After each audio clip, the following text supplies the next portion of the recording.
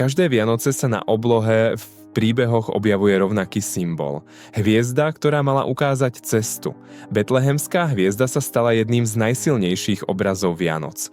No čím viac sa na ňu pozeráme očami vedy, tým viac otázok vzniká. Bola to skutočná hviezda, výnimočný vesmírny jav, alebo príbeh, ktorý má hlbší základ v tom, čo sa na oblohe naozaj odohralo?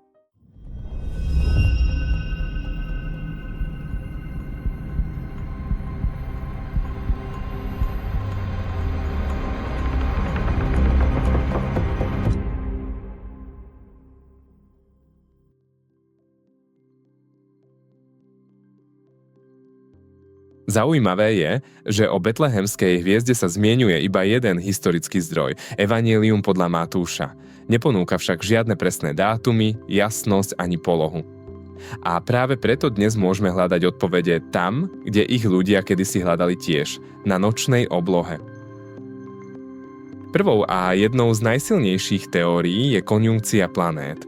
Ide o jav, pri ktorom sa planéty na oblohe zdanlivo priblížia k sebe natoľko, že môžu pôsobiť ako jeden mimoriadne jasný objekt. V roku 7 pred našim letopočtom došlo k výnimočnej udalosti, k trojitej konjunkcii Jupitera a Saturna v súhvezdí Rýb. Tieto dve planéty sa k sebe priblížili hneď 3-krát v priebehu niekoľkých mesiacov, čo bolo pre vtedajších pozorovateľov mimoriadne neobvyklé. Jupiter bol v staroveku považovaný za planétu kráľov a moci. Saturn sa spájal s Izraelom a s osudom národov a súhvezdie Rýb bolo symbolom duchovných zmien.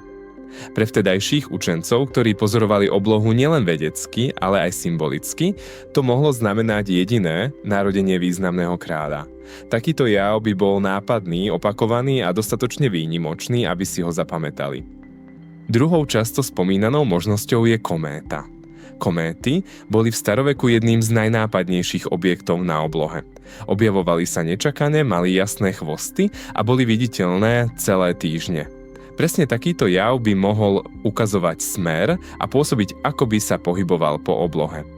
Problém je však v tom, že kométy boli v minulosti často vnímané ako zlé znamenia. Predzvesť vojen, chorôb alebo pádu vládcov. To úplne nesedí k obrazu radostnej udalosti. Navyše, najznámejšia Halleyova kométa prešla okolo Zeme v roku 12 pred naším letopočtom, čo časovo príliš nezapadá. Napriek tomu niektorí vedci pripúšťajú, že mohlo ísť o inú, dnes už neznámu kométu.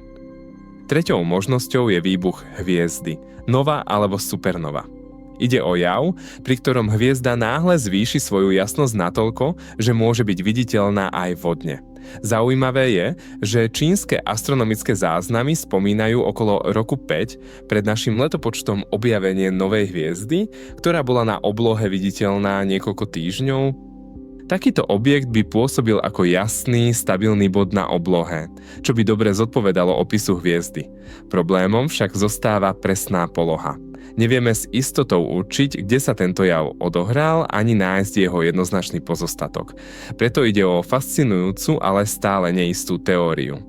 Keď sa na tieto možnosti pozrieme spoločne, začína byť jasné, že betlehemská hviezda pravdepodobne nebola jedným jediným objektom v modernom zmysle slova. Skôr mohla byť výnimočnou kombináciou vesmírnych javov, ktoré mali pre ľudí tej doby hlboký význam. Nebola to len svetelná bodka na oblohe, ale posolstvo, ktoré dokázali čítať. A práve tu sa veda stretáva s príbehom. Možno nikdy nezistíme, čo presne sa vtedy na oblohe odohralo. Ale vieme, že vesmír bol, je a vždy bude plný udalostí, ktoré v nás vyvolávajú úžas, otázky a túžbu hľadať odpovede.